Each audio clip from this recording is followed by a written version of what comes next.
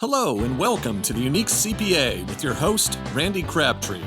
We're committed to creating a thriving community of accounting professionals who are physically and mentally healthy, fulfilled, and energized by their work. Our ultimate goal is to elevate the reputation of the accounting profession and vastly improve the lives of those in it.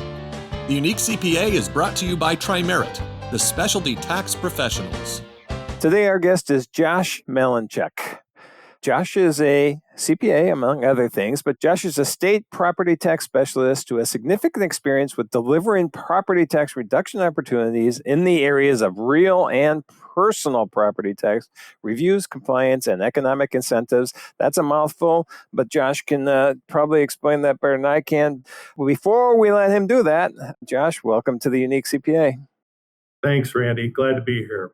Yeah, I'm glad you're here as well. So I did a quick, hey, this is what he does, but why don't you give us a couple-minute explanation of what it means to be a state property tax specialist?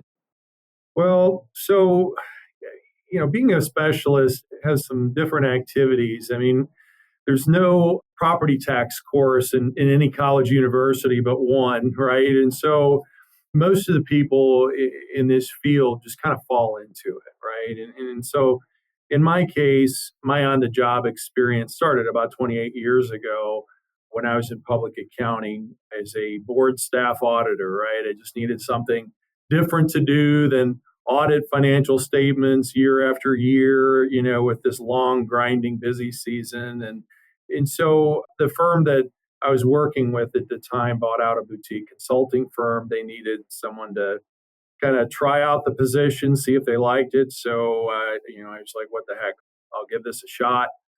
And really was an exciting, part of my job to save people money and to help in an area that really businesses have next to no experience in dealing with. And in fact, most of the time I find that businesses, before getting us involved, are just paying the tax bill, right? And so they have very little to no review process to exact any meaningful change and drive that needle south on what they're paying year after year. And so, Randy, you asked me this question, what does it mean to be a property tax consultant? Well, it really means honing in on, where areas of savings might be with a business and in bringing transparency to those areas through various means.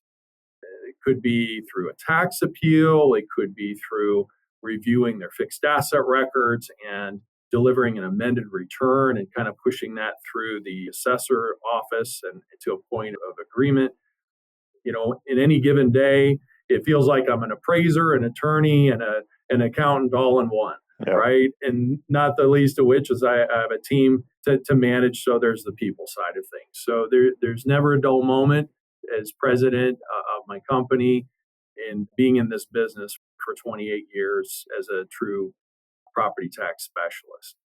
But, in any given day, I might be looking at a number of different property types. And we do a lot of work with manufacturers who are tremendously capital intensive.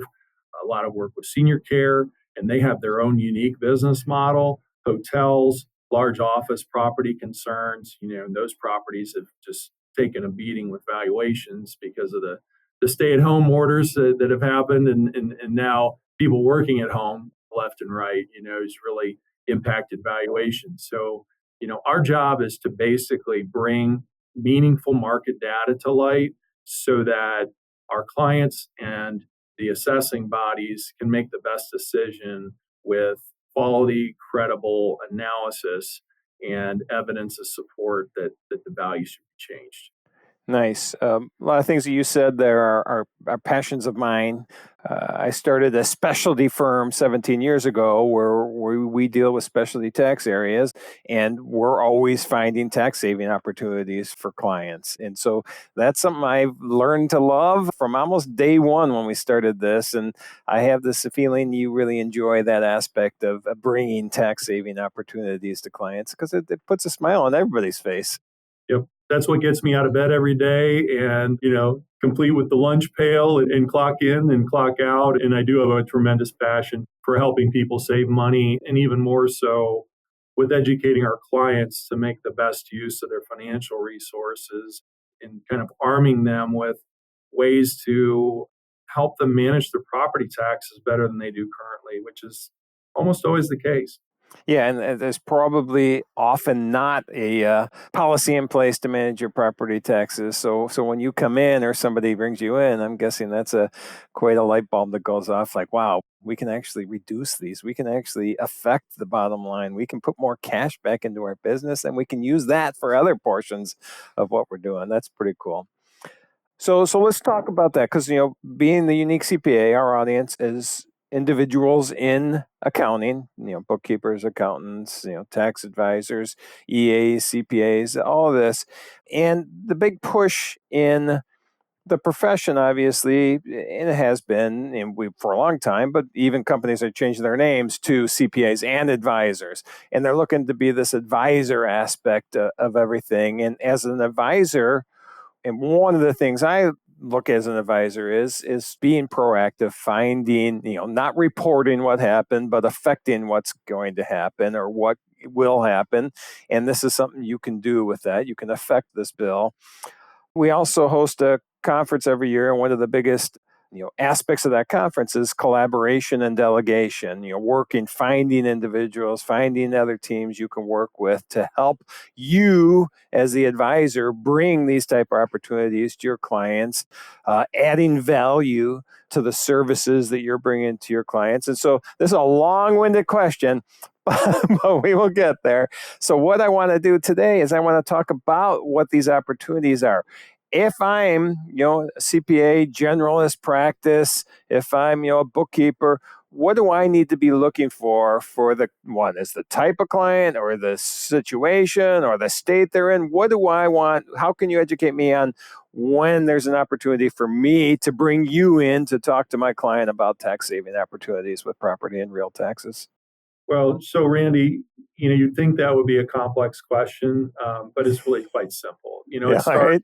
It starts with how much property tax does the business pay? And so as the accountant, CPA, trusted business advisor, you're going to see a line item for the property tax accrual, right? And you'll know if it's a big number or a small number. So that's where the discussion starts, right? The second is, what has that company done to try to save money with property taxes? In other words, what's been their management style? Are they just paying the bill with very little questioning, or are they bringing in a seasoned navigator that has plenty of experience that can actually influence and impact change with what they're paying on an annual basis? And it's not so much, are they being taken care of with just the return preparation if they're in a business personal property state? Is there someone that is actively challenging, filing protests with appraisal, valuation background knowledge like I have that can actually do something about that bill? Because without those experiences, and even in some cases without the credentials, you won't be able to practice in front of the local or state boards in certain jurisdictions. And so it's always a great idea to bring in someone with that experience so that something unthinkable doesn't happen, such as the bill got increased because my client either tried to do it themselves or we just tried to do it because we thought it was the right thing to do as their CPA firm, and then we ran into a buzzsaw with the problem, right? So you definitely don't want to go in without a lot of experience and war stories and credentials so that you end up looking good as their accountant and that client ends up having their best interest served at the end of the day. So I always say, secondly, bring in the experience. Don't try to go at this area alone or without the necessary background and credentials, because there can be some problems that come up that you just couldn't foresee because you didn't understand what you're getting yourself into. And so there's kind of a difference with someone such as myself that has 28 years of experience and what I've been able to see throughout the years, and just someone that kind of dabbles in this area. We're very effective. We can kind of see things before they become a problem, And that will drive the decision tree as to whether to protest and where there might be some risk issues that you might deal with of increases.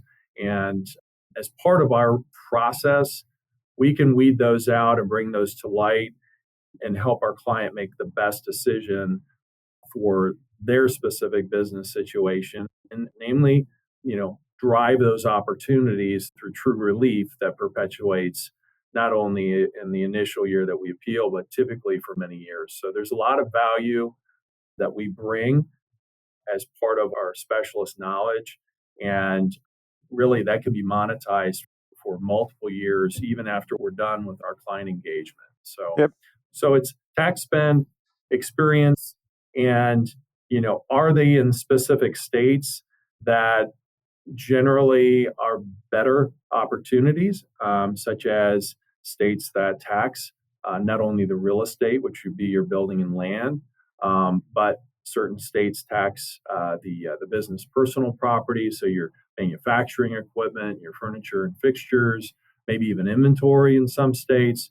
And there's planning opportunities in all of those areas. So, if you're in Indiana, for instance, in my home state, we tax both real and personal property.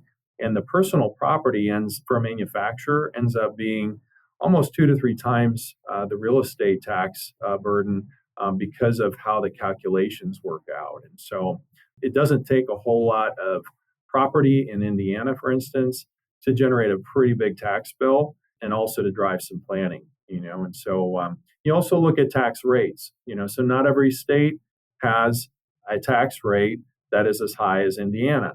In fact, we're about 3 times higher than most states. In others, you might be about 1/3 and like around 1%, and so maybe those states would take a lot more property to generate a big tax bill. So it's the rate, it's how much property is there, what type of property is being assessed, how astute the assessing body is within any particular state, and also within each county, because each county is responsible for administering their property tax valuations. And certain counties do it better than others, and so there might be specific counties that are ripe for errors. And, maybe they have a long-standing, assessor that's been a generational problem for that county, right? And so you really have to kind of know the county, know the state, know the process, know what's being assessed, know the tax rate, and really kind of be able to determine, gosh, should I appeal or amend, and does it make sense? Well, guess what? You bring in a firm that has the kind of experience, you'll be able to figure that out in a hurry if they're worth their salt, and get to the issues very quickly and be able to drive meaningful change. Yep. Did you just say if they're worth their salt? State and local tax? All right, nice. I figured I'd put a plug in for my brethren, right? All right. Well, so you just kind of solidified what I was saying is, hey, we as advisors can't be an expert at everything. And this can get so complicated because it's not just, hey, I own a building and so I'm paying tax on that building. And in some states it might be. But like you said, in Indiana, they're going to tax the personal property. Here in Illinois, as far as I know, we do not tax the machinery. I know there's some states where you mentioned manufacturing. I know there's some states where there's exemption on manufacturing equipment as well. I know there's some incentives out there. So just to know all of those opportunities is just not even possible, at least in my mind. I can't. I guess the question is, okay, personal property, I need to know what the state I'm in. Real property, pretty much everybody's going to be taxing that, right? Or is there I don't know of any state that doesn't tax real estate. Okay.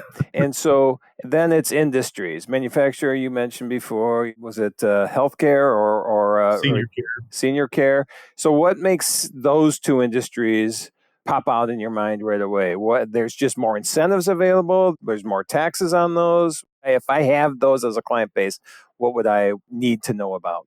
Well, with the manufacturing operation, you're going to have a lot of capital investment, especially for the value-added manufacturers. Yep. And so, it's going to be harder to administer their fixed asset records, and then ultimately harder for them to determine, whether they have an appeal opportunity or whether they're overpaying in their business personal property taxes. And so, if you're missing the mark on either of those, you're going to feel it. And you may not know that you're feeling it, but you are, because you're overpaying, and it could be a really big number, maybe in the 6 or 7 digit number, and every year, right? Yeah. And that Yep. every year phenomenon, that's not going away until you have someone that is an expert that can fix the problem. And so that's where that comes into play. So the capital intensive nature is a big deal for manufacturers. Yep. The other thing you can kind of come into play is the more unique and larger the property that a manufacturer has, the harder it is for an assessor to correctly value that property, because the complex ones really almost require a national expert in that property type to do a credible appraisal for assessment purposes. And most assessors really can't do justice to that type of review and analysis and support. So, really that company should be relying on someone with that industry background for their property type that can bring in that credible support. And so that's what comes into play with manufacturers. And as you were saying, Randy, there are a number of special classifications or exemptions, or maybe even incentives, like you said, that can also apply if you know where to look and know what rock to uncover to see what crawls out, right? And so there's a lot of those depending on the state. You may also have unique classification adjustments that should be reviewed.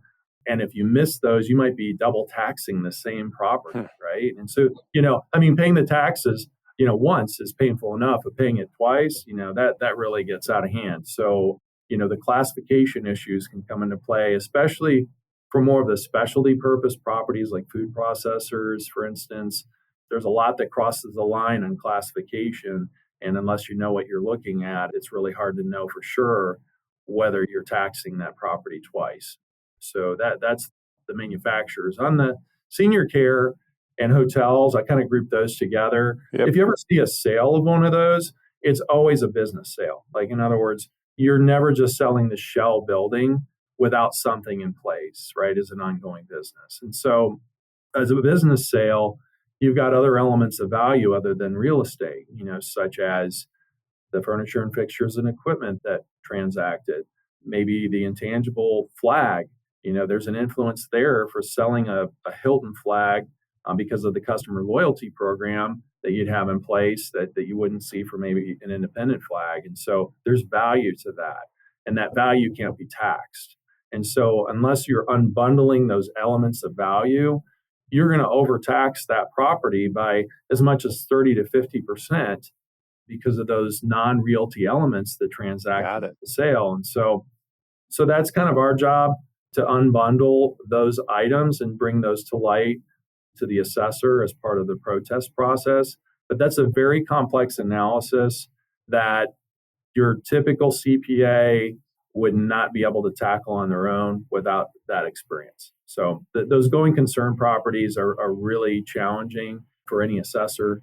And quite honestly, it would be a challenge for your typical accountants to try to tackle without that modeling, with a true expert in those areas. It's almost like you're doing a cost segregation study on a transaction to figure out what costs involved are considered taxable real or personal property, and what costs are maybe what more intangible property, goodwill property, something other than taxable property. Yeah, it kind of becomes almost like a mini appraisal, which essentially is what we look at. And besides being a CPA, Randy, I didn't mention to you, but I'm also a certified general real estate appraiser. Okay. So that kind of gave me that background to be able to really look at all these unique valuation elements, to review appraisal reports if we need to go out and hire a third party to do an independent opinion as part of our advocacy.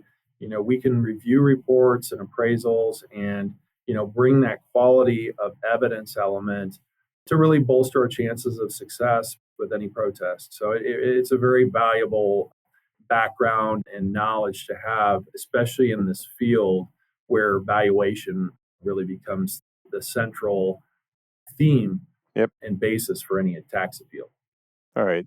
I think that's great information. I want to clarify one thing before we move on, or maybe just understand in my mind.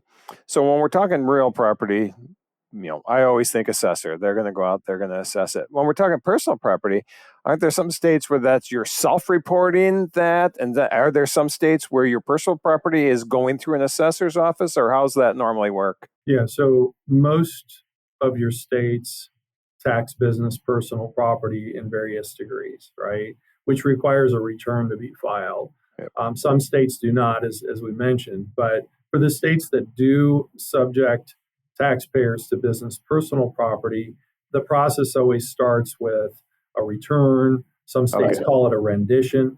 That's a self reporting. Well, certain states and most states then take that information and apply multipliers to approximate fair market value for the equipment value. And so there's a portion of this, Randy, that is a business's or their CPA's responsibility. But after they send the return in, the assessor kind of completes the remainder part of the equation for the assessment. And so typically that will involve an assessment notice. That assessment notice starts a protest window that you have to either act or forever hold your peace on the assessment for that year. And so the assessment notice is really important to understand for that process and when the appeal window is, but also the calculations that are derived by the assessor, because many times they're not correct. And so you can't just file a return and then wait for the bill that happens. Maybe it's a year later and hope for the best and not expect that your client is going to not overpay at the end of the day because of the limited review or no review process that you had once that return hits the assessor's office. So from your standpoint, getting involved, is it normally at that appeal side, or do you get involved in the actual tax return reporting side as well? So it just depends, right? It depends when our client hires us, and it also depends on where we are at relative to the protest window. I mean, in some cases, we literally get involved with days to go. That's not ideal to do that. But we've been known to file protective appeals to kind of keep the window open during heavy protest periods. But the ideal situation, especially with a business personal property review, is to be involved with the return preparation process, or at least from a review capacity, so that the return is filed with the best information as the first step. And then we're kind of monitoring what the assessor does with their depreciation multipliers to determine whether we need to file an appeal from there. And so that's kind of the ideal state. On the real estate side, we're getting involved, if possible, at least 60 days before the appeal deadline, because there's some diligence that we need to undertake so that we know that our client has a case before filing the appeal. In some cases, we actually have to provide our analysis as part of the appeal. And so that gives us plenty of time to complete our initial diligence so that we're putting our best foot forward, for our client's behalf as part of the protest process. Okay. All right, that helped me. I wasn't sure. I probably, mainly the reporting side, some getting prepared, but on the appeal side. But it sounds like both areas are areas that you get involved in. So I think, from this discussion, obviously very complex, bringing in an expert, the value, you can show the value of the savings that you've brought. And I think being able to value these types of opportunities are huge. And as the advisor, being able to show the value that they brought in by getting you involved in this, I think is huge as well. Before we wrap up, any final words on this section before I ask you two more questions? Sure, absolutely. So if you're a CPA or you're a controller, a client, is looking at their tax bill, they're probably wondering, what can I do about this, right? Well, chances are you can do a lot. You just don't know how to hit the locomotive to get it to move forward, right? And so about 80% of the time, we find savings of on average 20% across the board with any property type that we review. Yep. So this is a high value area. Don't fall asleep the switch and just forget to look at property tax, because if you see the bill, it's likely too late to do anything about it. So you have to appeal during the protest period, the assessed value. You cannot appeal the property tax itself. The property tax cannot be appealed, just whether your assessment is correct. And that's kind of the misnomer that I typically see out there. It's a misperception in the marketplace. People think, well, I'm challenging my taxes. Well, really, you're not. You're challenging your assessment, which then becomes the basis for your tax bill, right? Yep. You can't appeal the rate, and you really cannot appeal the bill for the most part under rare occasions. It's the assessment. So getting ahead of when the assessment notice comes out is really key in timing that. Because a lot of the assessment notices are coming out actually as early as this month. And then that notice process will continue through probably the end of the second quarter is when most of the appeal deadlines kind of come and go. But once you miss that notice, you're done for the year. And then you're reviewing the following year. So you got to get ahead of that. It's really important.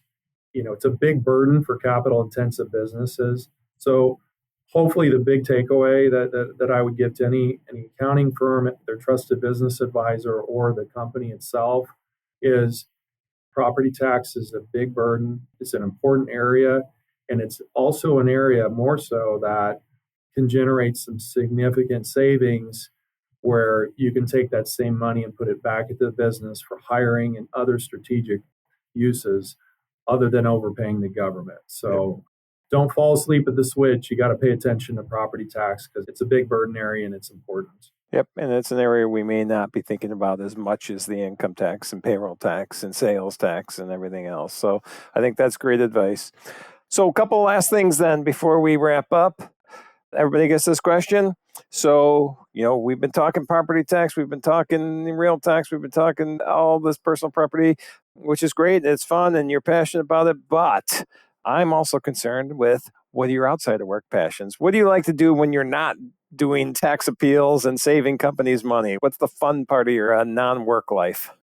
Well, so for the past 40 years, I've been taking professional voice lessons. And so I've sung professionally before. Wow. So singing is a big passion of mine. So when I was studying accounting at Indiana University for that degree, I was also in the music school and studying voice as well. So it was kind of a safer passion than playing football in high school. Big Ten is not for the faint of heart with football playing. So I decided to end my football career and go the singing route, a little safer. But also last year, my family chose to adopt a teenager. So we've been a foster family now for about 4 years. And so we've helped teenagers out. We've had 5 foster daughters in our home to kind of extend the empty nesting that would have occurred when my son went to Indiana University for his accounting degree. So he's a freshman there. But yeah, so we've got all kinds of daughter drama at home now. Well, that's nice. I love that. The singing, both parts of it. That's pretty cool. And then last thing then, if anybody wants to hear more or find out what you do or see if you can help their clients, where would they reach out to you? Yeah, so probably the best way is through my email, which is joshua@jmtaxadvocates.com. Another way is to just pick up the phone and call my direct dial at 317-674-8390, and I'm at extension 100. And if you forget all of that, just look up our website, www.jmtaxadvocates.com, and you'll find a way to contact me through the website. Well, great, Josh. Thanks for being here today. I think we did some education. I think some people learned some things today, and that's one of the 2 goals of the show. So I appreciate you being on. Yeah, thanks, Randy. Here to help. Appreciate the opportunity. Thank you for joining us today on the Unique CPA. You can find the show notes for today's episode and learn more about Tri-Merit at theuniquecpa.com. Remember to subscribe and leave a 5-star rating on your favorite podcasting app. And join us next time for more expertise and insights on the Unique CPA. ProfessionalProductions.net